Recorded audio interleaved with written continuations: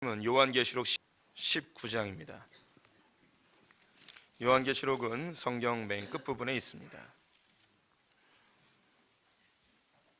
요한계시록 19장, 신약성경 418쪽입니다. 요한계시록 19장, 신약성경 418쪽 1절부터 10절까지의 말씀을 한 절씩 교독하시겠습니다. 요한계시록 19장 1절부터 10절까지의 말씀 교독합니다. 이 일 후에 내가 들으니 하늘에 허다한 무리의 큰 음성 같은 것이 있어 이르되 할렐루야, 구원과 영광과 능력이 우리 하나님께 있도다. 그의 심판은 참되고 의로운지라. 음행으로 땅을 더럽게 한 큰 음녀를 심판하사 자기 종들의 피를 그 음녀의 손에 갚으셨다 하고, 두 번째로 할렐루야 하니 그 연기가 세세토록 올라가더라. 또 24장로와 네 생물이 엎드려 보좌에 앉으신 하나님께 경배하여 이르되 아멘 할렐루야 하니, 보좌에서 음성이 나서 이르되 하나님의 종들 곧 그를 경외하는 너희들아, 작은 자나 큰 자나 다 우리 하나님께 찬송하라 하더라. 또 내가 들으니 허다한 무리와 같고 많은 물소리와도 같고 큰 우리의 소리와도 같은 소리로 이르되 할렐루야, 주 우리 하나님 곧 전능하신 이가 통치하시도다. 우리가 즐거워하고 크게 기뻐하며 그에게 영광을 돌리세. 어린 양의 혼인 기약이 이르렀고 그의 아내가 자신을 준비하였으므로 그에게 빛나고 깨끗한 세마포 옷을 입도록 허락하셨으니 이 세마포 옷은 성도들의 옳은 행실이로라 하더라. 천사가 내게 말하기를 기록하라. 어린 양의 혼인잔치에 청함을 받은 자들은 복이 있도다 하고, 또 내게 말하되 이것은 하나님의 참되신 말씀이라 하기로 내가 그 발 앞에 엎드려 경배하려 하니 그가 나에게 말하기를 나는 너와 및 예수의 증언을 받은 내 형제들과 같이 된 종이니 삼가 그리하지 말고 오직 하나님께 경배하라. 예수의 증언은 예언의 영이라 하더라. 하더라. 아멘. 예, 오늘 설교는 우리 박희영 목사님이 담당해 주십니다.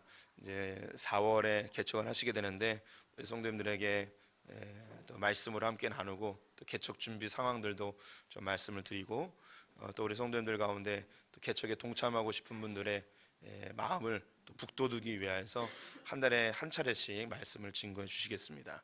오늘 예배의 원형 요한계시록에 대한 제목 가지고 말씀 나누실 때 큰 은혜 되시기 바랍니다. 할렐루야로 맞이하겠습니다. 할렐루야. 할렐루야. 감사합니다. 이런 복이 저한테도 있네요. 그 개척을 결심하기로 한 게 잘했다는 생각이 듭니다. 그래서 함께 또 주일 예배 때 말씀을 나눌 수 있는 게 얼마나 감사한지 모르겠어요. 그래서 요즘은 담임 체험 뭐 이런 생각을 합니다. 제가 그 2016년도 12월서부터 이제 전임을 이제 사역했거든요. 그 전까지는 이제 파트 사역을 하다가 제가 11월 달에 2016년 11월 달에 한 달 동안 미리 사무실에 좀 출근을 했어요. 전임 체험하느라고. 그래야 좀 전임을 잘 적응할 수 있을 것 같다고 생각되어져서, 그래서 4월에 개척이긴 하지만 지금서부터 담임 체험을 좀 해야 제대로 할 수 있지 않을까라는 생각을 하게 되어지고, 또 자리를 주신 또 교회에게 감사를 드립니다.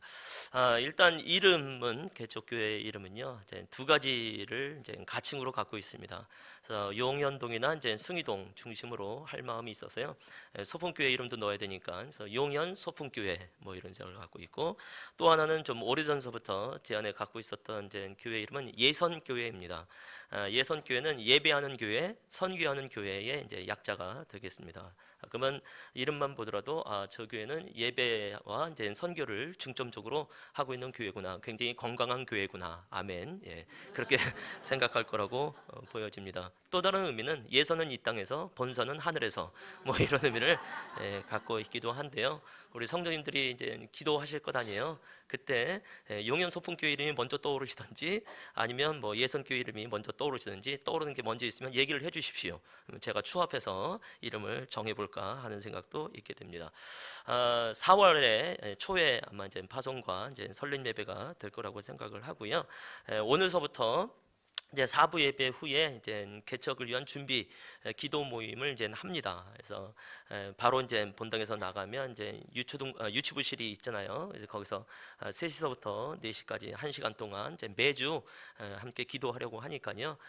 그 모임에 오면 개척하게 된다 이런 의미는 아니니까 같이 교회를 세우는 의미로 함께 기도에 동참해 주시면 감사하겠습니다. 아직 장소는 확실하게 정해져 있는 상태는 아니고요. 인하대학교를 중심으로 해서 이제 영년동과 숭이동 주변을 지금 알아보고 있는 상황입니다. 뭐 쉽지 않죠. 최근에 이제 얘기를 들은 것 중에 하나는 이제 호텔 안에 예식홀이 있다고 하네요. 근데 이제 유명한 예식홀로 다 가고 어떤 장치는 해놨지만 이제 사람들이 이용하지 않아서 비어 있는 곳이 있다고 하네요. 뭐 혹시 주변에 이 근처에 그런 호텔을 알고 있더라, 그런 예식홀 같은 어떤 강당이 있다더라, 그럼 저한테 정보를 주시면 제가 적극적으로 또 한번 알아보기를 원하고요. 내가 건물주인데 지하에 비어 있다 하시면 뭐 저한테 또 얘기해 주시면 감사하도록 하겠습니다. 일부에도 함께 설교를 이미 했는데요. 생각보다 준비한 내용이 좀 많네요. 그래서 2부에도 시간이 약간 오버하지 않을까라는 생각을 하는데 그래도 이제 양해를 해주시고 함께 참여를 해주시면 좋겠습니다. 요한계시록을 통해서 예배 원형을 함께 살펴보게 되는데요. 요한계시록이라고 말하면 무엇이 먼저 떠오르는지 조금 궁금하긴 합니다. 일단 666이 떠오르겠죠. 저 같은 경우는 그랬습니다. 또 적그리스도가 좀 많이 떠올랐고요. 또 휴거라는 단어가 일단 좀 많이 떠올랐습니다. 사실 휴거라는 말이 이제 성경에 정확하게 단어가 나와 있지 않고, 또 적그리스도는 또 요한계시록에 나와 있는 건 아닙니다. 근데 이제 우리 안에 기본적으로 갖고 있는 일종의 두려움을 통해서 나타나는 이제 생각이 아닐까. 특히 666이라고 하는 거 좀 심각해지죠. 제가 이제 고등학교 2학년 때 휴거라는 책을 읽었었던 기억이 납니다. 이거 들림받지 못했다간 큰일 나겠더라고요. 그래서 아마 한 일주일 동안 잠을 좀 설치면서 다니지 않았나라는 생각을 하게 되는 거죠. 그러니까 근본적으로 요한계시록 그러면 일단 무서운 거예요. 일단 두려운 거예요. 또 여러 가지 상징들이 많이 있어가지고 또 이해하기가 쉽지도 않고, 그래서 요한계시록을 항상 미루고 잘 읽지 않았었던 기억이 납니다. 혹시 우리 성도님들 중에서도 저처럼 요한계시록이라고 말할 때 일단 두려움이 생기고 무서움이 생기면 그것은 사탄의 속임이라고 받아들이시고 담대하게 대적하시기 바랍니다. 우리 하나님은 절대로 우리를 무섭게 하는 분이 아닙니다. 우리를 장난치시는 분이 절대로 아니십니다라고 말씀을 드리는 거예요. 오히려 요한계시록 말씀을 읽다 보면 복에 관한 책이다라는 생각을 정말 많이 하게 되어지죠. 우리 요한계시록 1장 3절과 또 오늘 읽었었던 19장 9절 말씀을 한번 읽어보길 원하는데요. 먼저 1장 3절 읽겠습니다. 시작. 이 예언의 말씀을 읽는 자와 듣는 자와 그 가운데 기록한 것을 지키는 자는 복이 있나니 때가 가까움이라. 19장 9절도요. 천사가 내게 말하기를 기록하라. 어린 양의 혼인잔치의 청함을 받은 자들은 복이 있도다. 아멘. 1장에서도 복을 말하고 있고 19장에서도 복을 말하고 있습니다. 전체적으로 요한계시록 안에 7번이 나오게 되어지죠. 굳이 이제 완전수 7이라는 숫자를 통해서 강조하지 않는다 할지라도 우리가 생각했던 것보다 훨씬 더 많이 요한계시록은 복에 관해서 선언을 하고 있죠. 그래서 앞으로 요한계시록 그러면 복에 관한 책이구나라고 이해를 하시면 좋겠고, 내가 복 받기를 원한다라고 말하면 요한계시록 말씀을 많이 읽고 묵상하시면 되겠습니다라고 말씀을 드린 거죠. 물론 요한계시록이 심판에 관한 책이기도 합니다. 결코 부인할 수 없습니다. 갑자기 무서워졌죠? 자, 심판이란 단어가 믿지 않는 사람들한테 두려움의 단어이지 믿는 우리한텐 소망의 단어이죠. 심판이 있어야 됩니까? 없어야 됩니까? 있어야죠. 그동안 우리가 어떻게 살아왔는데요? 죽었는데 심판이 없다. 그동안 냈던 11조 다 다시 환수할 수 있는 것도 아니고 그래서 우리를 위해서라도 심판은 있어야 됩니다. 만일 성경에 심판이 기록되어 있지 않다고 한다면 우리는 합심 기도하셔야 됩니다. 주여 심판을 만들어 주시옵소서. 속히 오게 하여 주시옵소서. 그만큼 심판이라는 단어는 그리스도인들에게서 소망의 단어가 되어지고 실제로 요한계시록은 소망에 관한 책이 되어지죠. 그러면서 예배에 관한 장면이 상당히 많이 나옵니다.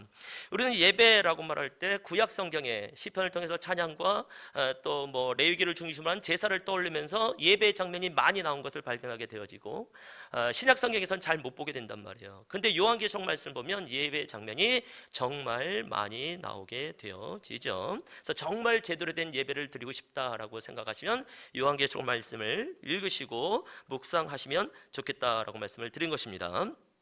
자, 그 중에서 이제 19장이라고 하는 것은 전체 예배에 대한 종합편과 같다라고 보시면 좋겠고요. 그래서 19장 예배만으로도 요한계시록 전체 예배가 어떻게 흘러가는지 어느 정도 가늠할 수 있습니다라고 말씀을 드리는 것이고요. 그 중에서 두 가지 특징만 나눠 보기를 원합니다.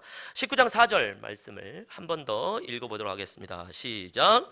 또 24장로와 내 생물이 엎드려 보좌에 앉으신 하나님께 경배하여 이르되 아멘 할렐루야 하니. 아멘. 24장로와 네 생물의 예배의 모습이 나오게 되어집니다. 뭐 네 생물 딱 봐도 영적인 존재가 되겠죠. 찬양하는 뭐 천사들 이렇게 설명할 수도 있겠죠.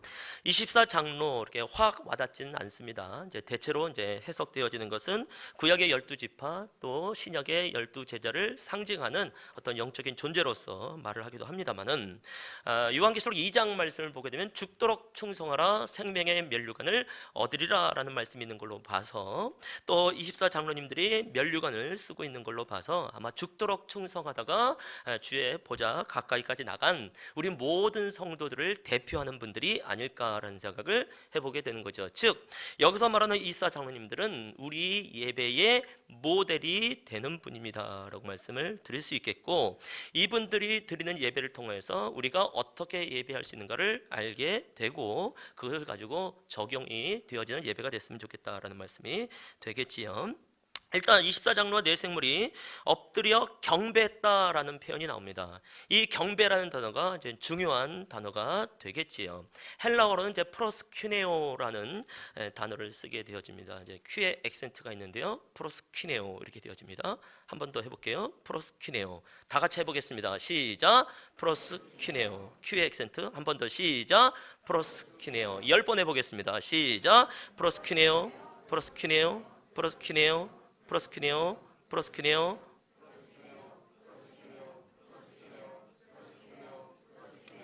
잘 되십니까? 어떤 분은 꼬이기도 하죠. 100번 하면 방언 나올 수 있습니다. 외우자는 겁니다. 외우자는 겁니다.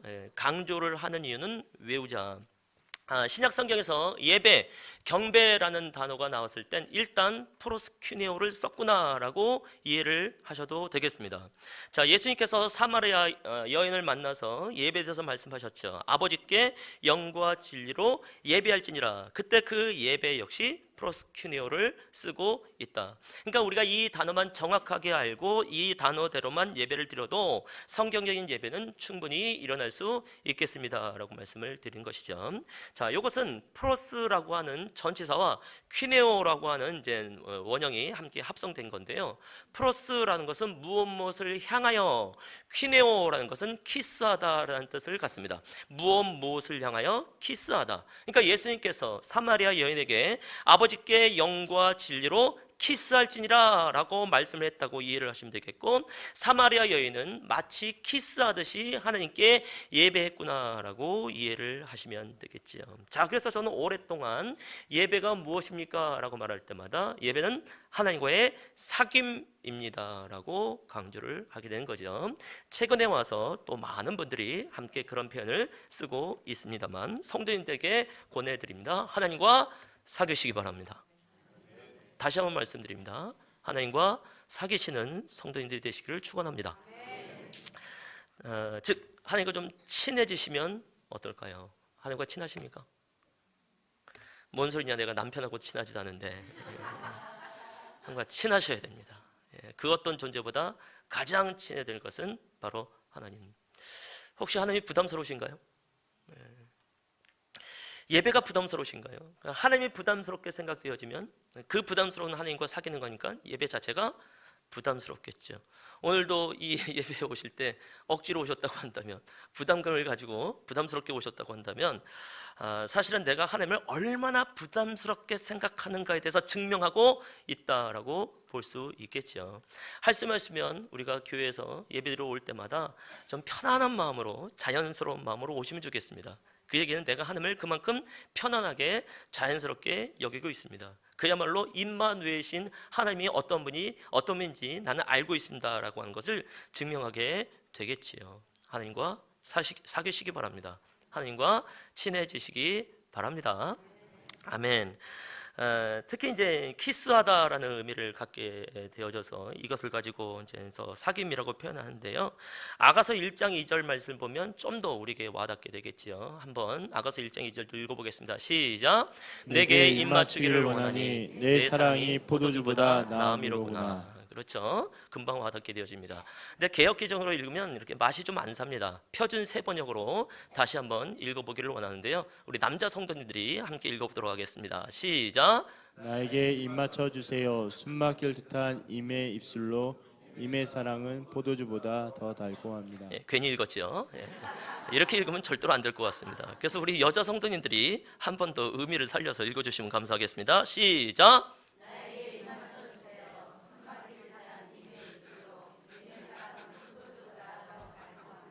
별 차이가 없습니다. 예. 예, 좀 숨소리를 많이 넣어서 좀 읽어야 되지 않을까라는 생각을 하게 됩니다. 나에게 입 맞춰주세요. 뭐 적어도 이 정도는 해야 되지 않을까라는 생각을 하게 되는 거죠. 신부된 우리가 신랑 대신 예수님에게 얼마든지 표현할 수 있는 것, 이미 성경에선 이런 표현을 가지고 예배로서 쓸 수 있는 것을 이제 발견하게 되는 것이죠. 자, 근데 이 퀴네오라는 것이 어디로부터 유래가 됐냐면 주인의 손을 핥는 개처럼, 다시 한번 주인의 손을 핥는 개처럼. 그러니까 이 예배에 대한 비유가 하필이면 딴 것도 아니고 개입니다. 양도 있고 소도 있고 사자들인데 개를 비유를 해서 이렇게 얘기를 하고 있죠. 약간 찜찜하기는 합니다만 여기 이제 애완견이 이제 상당히 많이 있습니다. 심지어 반려견이라고 말을 합니다. 전혀 이해할 수 없는 표현이죠. 며칠 전에도 먹었는데 어쨌든 뭐 이런 표현을 갖고 계신 분들이 계시는데 그 반려견을 키우는 인구가 1000만이 넘는다고 하니까 뭐 우리 중에도 상당히 많은 분들이 키우고 계신 것 같습니다. 이제 이거 끝나고 이제 예배 끝나고 나서 이제 집에 가면 나한테 반갑다고 달려들겠죠. 꼬리를 흔들고 혀로 핥으면서 하겠죠. 그게 프로스큐네요. 그러니까 오늘 집에 가서 강아지가 나한테 그렇게 달려온다. 아, 이 강아지가 나한테 프로스큐네요. 예배하고 있구나. 도전 받아야 되죠. 그럼 우리가 하나님께 어떻게 예배해야 될까요? 우리도 앞선을 들어야 되겠죠. 우리 앞발이 없으니까 꼬리를 흔들면서 혀로 핥으면서 찬성으로 보답할 수 없는 머리 되겠죠. 편집해 주시면 고맙겠습니다. 왜 예수님께서 예배라고 하는 이 거룩한 단어에다가 이런 데서 유래된 것을 쓰셨는지 이해할 수는 없습니다. 나중에 천국 가서 꼭 여쭤보고 싶긴 한데요. 근데 이 프로스큐네오가 이제 우리한테는 어떻게 동사로서 번역이 되어지냐 하면 엎드리다, 무릎을 꿇다, 이마를 땅에 대다로 번역이 되어지죠. 무릎을 꿇다, 엎드리다, 이마를 땅에 대다. 그러니까 근본적으로 예배라고 하는 것은 의자에 앉아서 될 일이 아니구나. 이미 우리가 오래전에 마룻바닥에 앉아서 예배 드렸을 때를 떠올려보면 누가 뭐라고 하지 않아도 기본적으로 무릎 꿇고 예배하는 경우를 우리가 다 경험을 했단 말이죠. 단 한 번의 의지적인 결단만으로도 하나님의 임재의 속도가, 하나님의 함께 하심의 속도가 얼마나 빠른지 모르죠. 자, 그래서 예배라고 하는 것은 우리가 좀 몸을 굽히고 좀 나가야 되지 않겠는가. 자, 그 얘기는 지금 천상의 24명의 장로님들이 이렇게 예배하고 있는 것을 말하게 되어지고 예수님께서도 이렇게 말씀했던 것을 알게 되는 거겠죠. 지금처럼 설교 차원에서 예수님께서 이 단어를 쓴 것이 아니라 실제로 예수님께서도 무릎을 꿇고 이마를 땅에 대는 경배를 했으니까 그 단어를 쓰면서 사마리아 여인에게 말씀을 했겠지요. 더군다나 지금 이 19장 4절 말씀을 보게 되면 엎드려라는 단어가 나옵니다. 이 엎드려라는 것은 핍토라는 헬라어를 쓰는데요, 죽다, 없어지다라는 뜻도 가지고 있습니다. 그러니까 천상의 장로님들이 우리는 죽었습니다, 우리는 없어졌습니다라는 정도의 완벽하게 엎드려 경배하는 것을 발견하게 된다는 거죠. 지금이야 24장로와 네 생물만 나오지만 요한계시록 전체를 보게 되어지면 커다란 보좌가 있지요. 또 보좌에 앉아 계신 하나님이 계십니다. 우편에 계신 예수님이 계시죠. 또 그 가운데 네 생물이 있다고 되어 있고 그 주변으로 24명의 장로님들이 계신 것이고 또 그 주변에 수많은 천군 천사들이 있고 또 그 주변에 온 만물이 함께 있게 되죠. 모두 다 엎드려 경배합니다. 우리는 죽었습니다, 우리는 없어졌습니다. 그러면 누가 드러나게 될까요? 보좌에 앉아 계신 하나님과 그 우편에 계신 예수 그리스도만 딱 드러나고 초점되어지겠지요.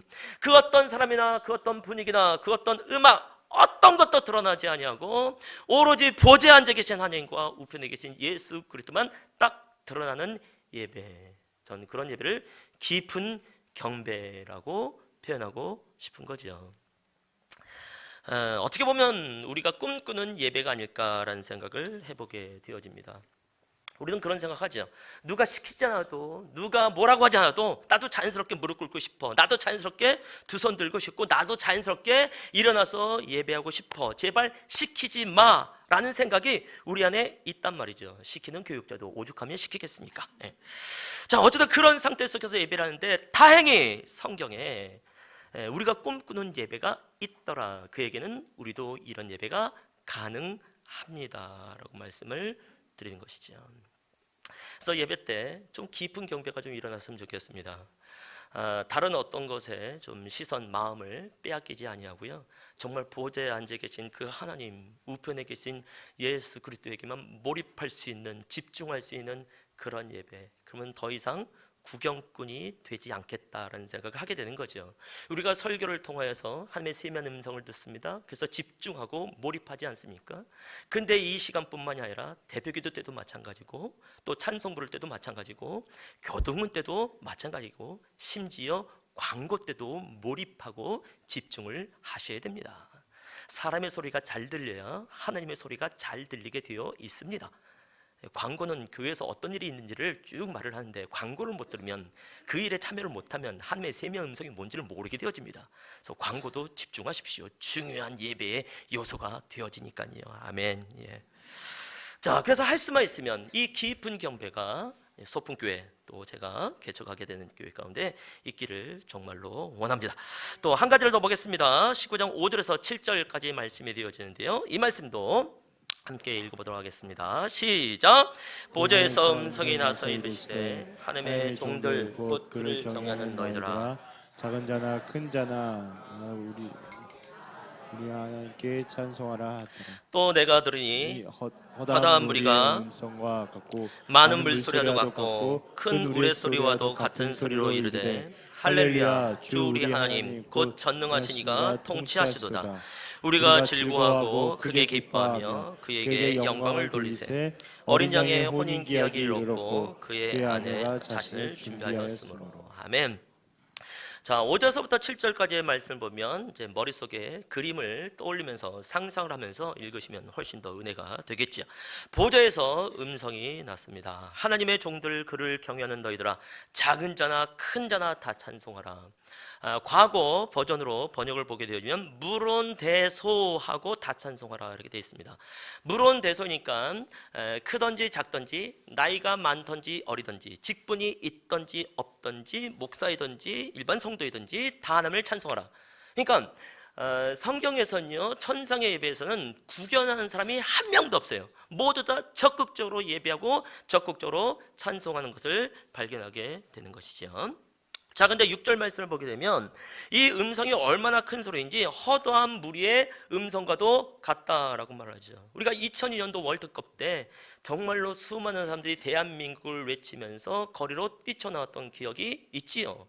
저도 문학 경기장에서 4강 독이라고 했을 때를 기억을 합니다. 전광판을 통해서 구경을 했습니다만 한 30만 명 정도가 모였다고 하더라고요. 물론 이제 그때는 졌기 때문에 쓰레기도 안 치우고 뭐 이런 일이 있었긴 했습니다만은 그 정도의 어마어마한 많은 사람들이 모여서 외치는 정도를 떠올리시면 보좌에서 나오는 소리가 얼마나 큰 소리인지 알게 되겠지요. 또 많은 물소리라고 표현을 하는데 그것은 폭포수와 같은 소리. 우리나라 폭포는 이해가 될 것 같지 않고요. 적어도 미국의 나이아가라라고 하는 것이 있게 되겠지요. 아직 못 가신 분들은 60 넘으신 분들은 꼭 가시면 좋겠습니다. 회춘을 위해서라도 나이아가라 이렇게 되겠죠. 자, 이 나이아가라라는 것이 무슨 뜻이냐면 천둥 같은 소리라고 되어 있습니다. 그러니까 얼마나 폭포수 소리가 크면 그 이름을 나이아가라라고 지었겠냔 말이에요. 그러니까 굉장히 큰 소리가 보좌로부터 쏟아져 나오는 거죠. 또 큰 우레소리라고 합니다. 우레소리가 천둥 소리잖아요. 정말 크거든요. 근데 큰 우레소리라고 말을 하니 그야말로 어마어마하게 큰 소리가 보좌로부터 쏟아져 나왔구나라는 것을 알게 되는 거죠. 우리 하나님이 전능하신 하나님입니다. 기뻐하십시오, 즐거워하십시오라는 정도가 아니라 하나님은 전능하신 하나님이니 기뻐하라, 즐거워라. 잠시 흥분했습니다. 제가 개척 목사거든요. 무서울 게 없는 사람입니다.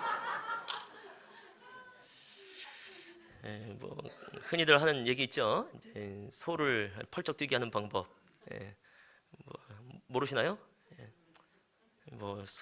코끼리를 이제 네 발이 다 뛰게 만든 방법은 코끼리 귀에다가 말하면 된대요. 나 개척 목사라고. 나랑 같이 개척하자고. 모르시나요? 굉장히 유명한 말인데 저한테는 썰렁합니다만. 자, 어쨌든 우리가 생각한 것보다 훨씬 더 큰 소리가 보좌로부터 쏟아져 나온단 말이에요. 그때 우리가 어떻게 할까요? 인상을 찡그리면서 귀를 틀어막고 아 시끄러워 볼륨 좀 낮춰 이렇게 할까요? 아니죠. 오히려 그 소리에 내 몸과 마음을 맡기면서 나도 소리를 뽀록뽀록 지르면서 진짜로 기뻐하고 즐거워하며 나가게 되겠죠. 자, 그래서 전생예배의 두 번째 특징이 있다고 한다면 그것은 바로 잔치입니다. 축제입니다 라고 말씀을 드리는 거죠. 깊은 경배와 잔치, 축제의 예배, 요한계시록의 두 가지 특징, 바로 성경에 나오는 것을 통하여서 우리의 예배의 원형이 되지 않겠냐라고 말씀을 드리는 것이죠. 그러면 요한계시록에서만 예배를 잔치로 표현할까요? 그렇지 않습니다. 구약성경 전체를 보게 되면 사실 제사라고 하는 것도 또 특히 찬양, 예배라는 것이 잔치로 표현할 때가 참으로 많이 있는 것을 발견하게 되죠. 구약성경에 보면 많은 절기가 나오게 되어집니다. 대표적인 것이 유월절, 초막절 이렇게 되겠죠. 저는 오랫동안 절기라고 하는 것도 율법으로만 이해를 했던 것 같아요. 그래서 그 절기를 지키는 것이 참 힘들겠구나, 어렵겠구나라는 생각을 했지요. 아니더라고요. 한번 요한복음 6장 4절과 7장 2절 말씀도 읽어보기를 원합니다. 함께 있습니다. 마침 유대인의 명절인 유월절이 가까운지라. 유대인의 명절인 초막절이 가까운지라. 유월절, 초막절 이것을 절기라고 말하지 않고 명절이라고 표현을 하고 있습니다. 그러면 우리는 금방 떠올리게 되겠죠. 곧 오게 되어지는 설날을 떠올릴 수 있겠고 또 가을에 한가위, 추석을 떠올릴 수 있겠지요. 대한민국 땅에서 명절 싫어하는 사람들이 있을까요? 전업주부 빼고. 웬만하면 명절들 다 즐거워 한단 말이죠. 그러면 이스라엘 백성도 실제로 이러한 절기를 만날 때마다 굉장히 소망을 가지고 기대를 가지고 기뻐하고 즐거워했겠지요. 그래서 성경을 통해서 기뻐하고 즐거워하고 잔치하고 축제한다는 것이 얼마나 귀한 것인가를 알게 되는 것이죠. 말씀을 또 한번 보기를 원합니다. 68편, 시편 68편 4절 말씀이 되는데요. 함께 읽겠습니다. 하나님께 노래하며 그의 이름을 찬양하라. 하늘을 타고 광야에 행하시던 일을 위하여 대로를 수축하라. 그의 이름은 여호와이시니 그의 앞에서 뛰놀지어다. 여호와 앞에서 해야 될 일에 대해서 거의 명령처럼 말하고 있는 것을 발견하게 되어지죠. 그의 이름은 여호와이시니 그의 앞에서 뛰놀지어다. 사람이 여호와 앞에서 할 일이 무엇이 있을까요? 그것은 예배밖에 없는 것 아니겠습니까? 근데 여기 말씀 보니까 그 앞에서 뛰놀지어다라고 되어 있습니다. 뛰놀지어다가 뭘까요? 잘 모를 땐 띠자를 빼버리면 알 수 있습니다. 놀지어다. 자, 그러면 예배는 무엇일까요? 예, 노는 거죠. 성도님들이요, 노시기 바랍니다. 아멘이 없네요. 큰일 났습니다. 제가 오래전서부터 이런 생각을 갖고 있다가 한 13년 전인 것 같아요. 풍성교회에서 예배를 드렸는데요. 아마 그때가 추수감사 주일이었던 것 같습니다. 권혁선 목사님께서 설교 중에 예배는 노는 것입니다 라고 말씀하시더라고요. 그래서 제가 확인이 되어졌죠. 아, 그래, 나만 이런 생각 갖고 있는 것이 아니구나 라는 것을 발견하게 되어진 것이죠. 성도님들이요, 노시기 바랍니다. 예, 고맙습니다. 훨씬 달라졌네요. 자, 근데 뛰놀지어다라고 돼 있거든요. 뛰놀지어다는 뛰다와 놀다의 합성어입니다. 앞에 동사는 뒤에 동사를 수식합니다. 예, 오랜만에 듣는 국문법이 되겠지요. 그래서 강조의 의미를 갖습니다. 그래서 뛰놀지어다라는 것은 다른 말로 하면 잘 놀지어다. 그의 이름은 여호와이시니 그 앞에서 잘 놀지어다. 아멘. 우리 옆에 분의 얼굴 보고 한번 인사할까요? 잘 놉시다. 앞뒤 분들의 얼굴을 보면서도 잘 놉시다. 예배는 노는 겁니다. 잘 노셔야 됩니다. 이게 이제 아라츠라는 히브리어를 쓰는데요. 지금 제가 말한 것보다 훨씬 더 적극적입니다. 무척 기뻐할지어다, 무척 기뻐하다, 또 기뻐서 펄쩍펄쩍 뛰다, 춤을 추다라는 뜻도 가지고 있어요.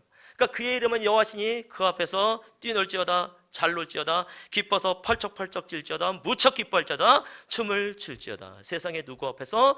여호와 앞에서. 그 얘기는 뭘까요? 다윗이 말하는 거죠. 여호와는 그분도 사실은 기쁨의 하나입니다. 즐거움의 하나님이십니다. 잔치의 축제의 하나님이시다라는 것을 알게 되는 거죠. 그러면 우리의 예배를 얼마든지 그 잔치 하나에 맞춰서 잔치할 수 있겠죠. 특히 이 아라츠라고 하는 뛰놀지어다고 하는 이 표현이 60편 6절에서 한 번 더 나오게 되어지죠. 또 읽어보기를 원합니다. 시작. 하나님의 그의 거룩하심으로 말씀하시되 내가 뛰놀리라. 예, 이게 아라츠, 거룩하신 하나님께서 직접 말씀하시는 거예요. 내가 무척 기뻐하리라, 내가 기뻐서 펄쩍펄쩍 뛰리라, 내가 춤을 추리라. 우리 하나님이 어떤 분인지 알게 되지면 우리 예배가 그만큼 달라지는 것이니까 성경을 통해서 예배의 정의를 배우는 것도 중요하지만 우리 하나님이 어떤 분인가를 아는 것도 상당히 중요하게 되겠지요. 혹시 7일간의 기쁨 회복이라는 책을 아십니까? 예, 모르시면 굉장히 곤란합니다. 소풍교에서 신앙생활하기 아주 어려워집니다. 그 서론에 보게 되어지면 기뻐한다, 즐거워한다는 표현이 직간접적으로 170번이나 나온다라고 되어 있지요. 우리는 다 읽었기 때문에 이제 기억을 할 거라고 생각을 합니다. 오히려 사랑이라고 하는 기독교 가치를 담는 단어는 그렇게 많이 나와 있지 않고요. 저도 뭐 정확하게 써본 건 아닙니다만 기도하라라는 말보다 기뻐하라, 즐거워하라가 훨씬 더 성경에는 많이 나올 거다라고 말 정도로 굉장히 중요한 표현이 되어지는 것이죠. 자, 그래서 이 기쁘고 즐거운 잔치 축제 예배와 그다음에 이 깊은 경배의 예배를 드리는데 아까 이제 말씀을 드렸을 때 19장의 예배는 전체 요한계시록 전체 예배에 대한 종합 편고 같습니다라고 말씀을 드렸어요. 그럼 비슷한 예배가 또 있다는 얘기가 되는 거거든요. 7장으로 한번 넘어가 보려고 합니다. 우리 7장 한번 말씀을 비춰주시고요. 9절서부터 10절 말씀을 한번 읽어볼 텐데 역시 머릿속에 그림을 그리듯이 읽어주시면 감사하겠습니다. 시작. 이일 후에 내가 보니 각 나라와 족속과 백성과 방언에서 아무도 능히 셀 수 없는 큰 무리가 나와 흰 옷을 입고 손에 종려가지를 들고 보좌 앞과 어린 양 앞에 서서 큰 소리로 외쳐 이르되 구원하심이 보좌에 앉으신 우리 하나님과 어린 양에게 있도다 하니. 아멘. 딱 봐도 몇 가지 문구만 봐도요, 아, 이것은 잔치를 의미하고 있구나, 이것은 축제를 의미하고 있구나 것을 알게 되어지죠. 각 나라 족속과 백성과 방언에서 수도 많은 사람들이 흰 옷을 입고 손에 종려 가지를 들고 서서 들면서 큰 소리로 외친단 말이에요. 구원하심이 보좌에 앉으신 우리 하나님과 어린 양께 있도다. 결코 슬퍼한다든지 근심한다든지 라는 것은 상상할 수 없게 되겠지요. 자, 그래서 먼저 잔치 축제 예배가 나옵니다. 자, 그 다음에 11절 12절 말씀도 또 집중해서 읽어보기를 원합니다. 시작. 모든 천사가 보좌와 장로들과 내 생물의 주위에 서 있다가 보좌 앞에 엎드려 얼굴을 대고 하나님께 경배하여 이르되 아멘. 찬송과 영광과 지혜와 감사와 존귀와 권능과 힘이 우리 하나님께 세세토록 있을지어다. 아멘. 예, 딱 봐도 이것은 깊은 경배인 것을 발견하게 되어지죠. 보좌 앞에 엎드려 얼굴을 대고라는 편이 있고 또 서 있기도 하고 하는 편을 보게 됩니다. 물론 19장과 비교를 할 때 순서가 바뀌긴 했습니다만 동일하게 깊은 경배 잔치 축제가 나와 있는 것을 발견하게 된다는 것이죠. 자, 근데 이러한 예배 후에 하느님께서 하신 일이 있고 그것이 또 오늘 우리한테 중요한 또 은혜가 되겠죠. 15절서부터 17절 말씀이 되겠는데요. 15절 말씀은 제가 읽어보기를 원합니다. 그러므로 그들이 하나님의 보좌 앞에 있고 또 그의 성전에서 밤낮 하나님을 섬김에, 그러니까 깊은 경배와 잔치 축제로 섬김에 보좌에 앉으신 이가 그들 위에 장막을 치시리니라고 했습니다. 그러니까 그들과 함께 계시다는 거죠. 그러면서 16절과 17절 말씀은 성도님들이 읽어주시면 되겠습니다. 시작. 그들이 다시는 줄이지도 아니하며 목마르지도 아니하고 해나 아무 뜨거운 기운에 상하지 아니하니 이는 보좌 가운데 계신 어린 양이 그들의 목자가 되사 생명수 샘으로 인도하시고 하나님께서 그들의 눈에서 모든 눈물을 씻어 주실 것임이라. 아멘. 주림이 없다고 말하고 목마름이 없다고 말하고 해나 아무 뜨거운 기운에 상함이 없다고 말을 하고요. 모든 눈물을 씻어 주신다라고 말씀하고 있습니다. 그야말로 치유이죠. 그야말로 회복이죠. 그야말로 부흥이고 그야말로 소성이 되어지고 그야말로 새롭게 되는 것이죠. 우리는 천국에 대한 환상이 있습니다. 예, 천국 그러면 분명히 치유와 회복과 그 은혜가 있게 되어지니까. 요즘처럼 살기 힘든 세상에 수많은 사람들이 뭐라고 말합니까? 살기 힘든 세상 콱 죽어버렸으면 좋겠다. 그럼 믿지 않는 사람들이 하는 말이고 우리는 뭐라고 말해요? 아, 빨리 천국 갔으면 좋겠다. 그 말이 그 말입니다. 똑같은 말입니다. 그만큼 우리 안에 천국에 대한 소망이 있단 말이죠. 근데 놀라운 것은 이런 깊은 경배와 잔치의 예배 후에 이 치유와 회복과 부흥과 소성은 자연스럽게 따라 나오는 결과물인 것을 발견하게 되어지죠. 우리 성도님들 치유받기를 원하시죠? 아멘. 회복되기를 원하시죠? 진짜 부흥이 무엇인지 알기를 원하시죠? 그건 원하는 것만큼 내가 해야 될 일을 명확하게 하시면 어떨까요? 하나님께만 최고의 몰입을 하고 집중을 하면서 깊은 경배를 드려보시고 하나님으로만 기뻐하고 하나님으로만 즐거워하는 그런 잔치 축제 예배를 먼저 드리면 안 될까요? 그러면 자연스럽게 그 결과의 은혜도 맛보게 되겠지요. 어떻게 보면 이 예배는 지금 이 땅에서뿐만 아니라 또 천국에서도 누릴 수 있는 예배가 되겠지요. 자, 이것도 교회도 이제 하나님의 나라라고 말하고 있고 천국도 하나님의 나라입니다. 같은 나라에 살고 계시면 삶의 양식이 같아야 되지 않을까요? 같은 나라에 살고 있는데 삶의 양식이 다르던 것은 이주 노동자가 아닐까라는 생각을 해보게 되는 것이죠.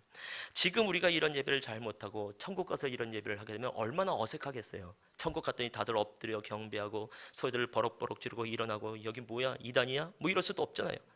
그게 아니라 내가 소풍교에서 드렸던 예배나 천상 예배나 똑같네. 왜? 우리는 같은 나라에 살고 계시니까. 그 얘기는 우리가 이 땅에서부터 이 깊은 경배와 잔치 축제를 하게 되면 이미 이 땅에서부터 그 치유가 무엇인지, 그 회복이 무엇인지, 그 부흥이 무엇인지, 그 소성원과 새롭게 됨이 무엇인지 알게 된다라는 메시지가 이 안에 있게 되겠지요.